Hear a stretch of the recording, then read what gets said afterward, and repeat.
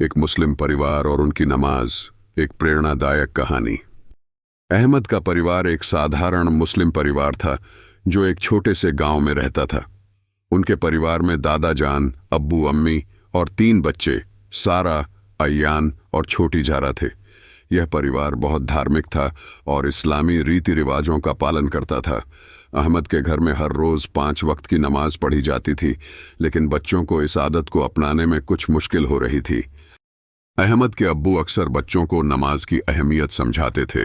वे कहते, नमाज सिर्फ एक इबादत नहीं है, बल्कि यह हमें अनुशासन, संयम और अल्लाह के करीब लाने का जरिया भी है। लेकिन बच्चों को यह बात अच्छी तरह समझ में नहीं आती थी। वे खेल में इतने मस्त रहते थे कि नमाज को टालते रहते। एक दिन अयान अपने दोस्तों के साथ फुटबॉल खेल रहा था। अम्मी ने आवाज दी, बेटा, अस्र की नमाज का वक्त हो गया है। लेकिन अयान ने सोचा, थोड़ा और खेल लूं, बाद में पढ़ लूंगा। सारा भी अपने मोबाइल में व्यस्त थी और जारा गुड़ियों से खेल रही थी। दादा जान ने देखा कि बच्चे नमाज में दिलचस्पी नहीं ले रहे, तो उन्होंने एक तरकीब सोची।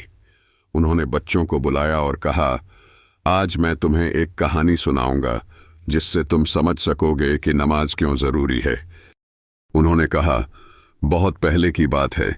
एक राजा के पास एक जादुई बाग था। उस बाग में हर दिन सुगंधित फूल खिलते थे और हर रात अनमोल मोती झड़ते थे। लेकिन यह बाग एक शर्त पर चलता था।